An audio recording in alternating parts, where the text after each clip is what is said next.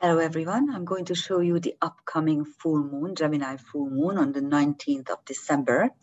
You may remember that the previous new moon, Sagittarius new moon, was on a so-called galactic point, which in karmic astrology we say key celestial area.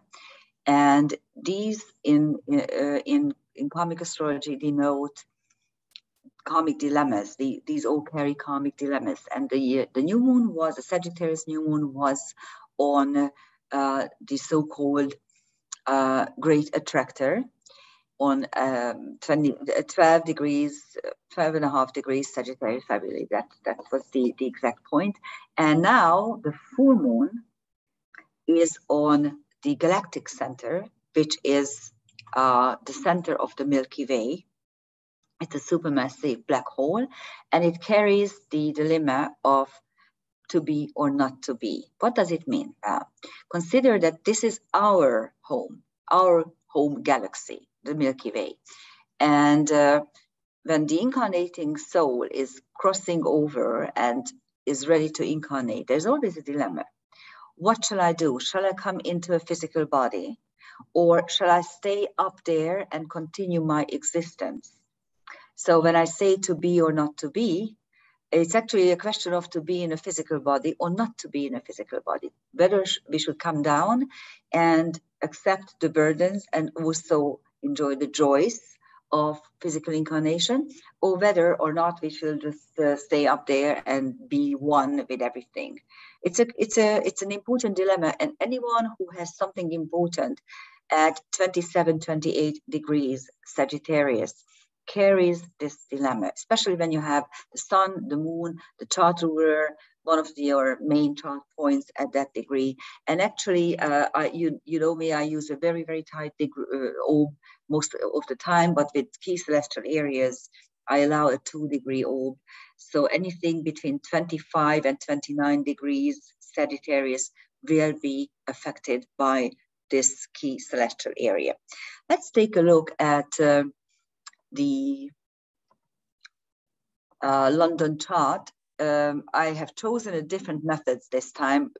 I don't know whether it's going to be okay or not, because I'm trying to experiment whether just showing the charts or actually putting it into a Word document and then showing some other stuff is more plausible for you. You can let me know what you prefer. So here's the London chart on December the 19th at 4:35 in the morning. Scorpio is rising, and Scorpio rising always denotes some sort of secrets. Sun-Moon opposition is always, interestingly, some sort of strife or misunderstanding between the ruler and the mob or the people. But of course, we don't actually usually delineate the full moons like this. Full moons are about completion, are about fulfillment, about carrying out something and bringing it to light. And this particular full moon, however, is on the vertex and the anti-vertex. I didn't put the anti-vertex here because the vertex is more important. The vertex in karmic astrology describes the point where you have no free will at all. No free will. It's on the moon. So each solstice horoscope is usually valid for 3 months until the next equinox and solstice. This particular, the winter solstice chart is valid until the vernal equinox for the next 3 months. The dilemma will be between whether the people have power at all. The vertex there suggests no, they won't. And the anti-vertex on the sun, which I again didn't put there, but it's there, suggests that yes, the government will have all the power to do whatever they want. It's the second, 8th house, and second and 8th houses are always dilemmas about what is valuable, what are your resources, how can you actually exercise the power over your own resources. And you know, the 8th house is just the house of the occult, but also the house of death. So it's not a very nice placement with the vertex over there. What else is here? The moon, as I said, is on the 8th conjunct the vertex. That's something that bothers me. But then there's a Venus-Pluto Astrea triple conjunction, and of course Pluto is the chart ruler, and it's on the cusp of the 3rd, which is the house of communication and also your immediate environment. And Pluto-Venus conjunctions are about the recreation or about the transformation of your health, or of your harmony, and also money. Judy Hall denoted that she always said that Pluto-Venus is about the emotional black hole. So there will never be enough love, and everything is just carried away and immediately swallowed by this black hole. But in the mundane astrology, Pluto-Venus is about transforming your assets, your harmony, your love life. And then you have also Astrea there, and Astrea denotes the karma breaking principle. So actually on Venus, you have two very powerful transformative energy or archetype, Pluto the transformer and Astrea the karma breaker. So that's kind of interesting. You'll see what will happen there. There's also another triple conjunction involving the North Node, Ceres and Sedna. Ceres is the nurturing principle, and Sedna is creation through dissection. And on the North Node, which is karmic intent or chosen destiny, it means that we need to rearrange what we feel about our home, our homeland, about nurturing, and also about our destiny choices. And on the South Node, you have Mars. And Mars is, of course, the will, how you exercise your will. And the South Node denotes what you're bringing in to this incarnation as your instinctual survival kit. There's also Trans-Pluto on a conjunct the midheaven. By the way, I forgot to tell you that Venus is stationary. It went stationary on the 18th of December. And it will turn retrograde on the 20th. So by the winter solstice, we will have a very, very slow moving retrograde Venus, still conjunct Pluto, of course. And Trans-Pluto on the midheaven denotes that there will be some sort of dimension jump at our disposal. So that's the chart. What I also noted that all the visible planets are direct, and that's quite rare. So everything is moving forward, hopefully. Okay, now the next page, I believe, is going to show you a complex planetary picture at 26, 28 degrees of the signs. So here are just the highlights. It's very interesting, and it's actually almost like a symmetrical thing.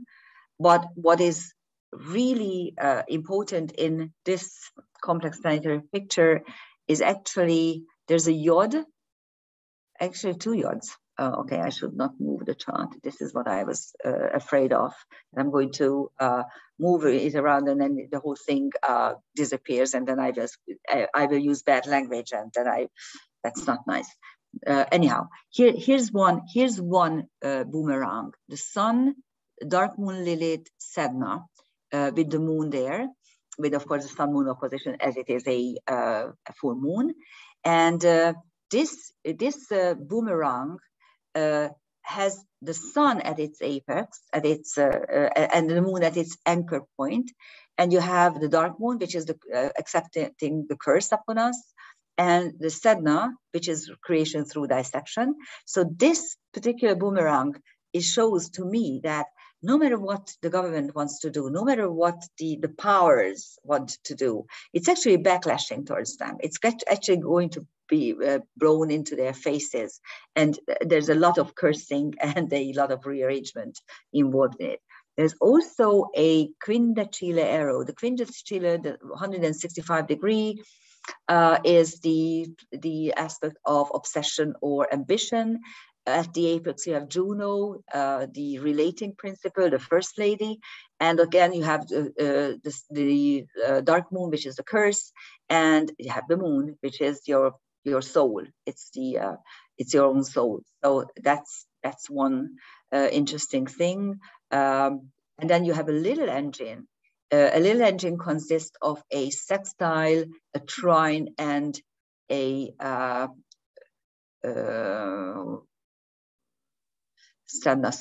square. So here is it: a sextile, a quincunx, and a square. There's also a dissolved opposition, and I didn't put it there, but it's also part of the configuration. But we are talking about the Jupiter. There's also actually two.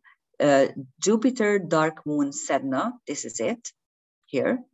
But there's also another one involving actually the Sun, Jupiter, Sedna. So it's actually two little engines. And engines are about drive, because all engines are about drive. Okay, the regular engine consists of a quincunx, a trine, and a square.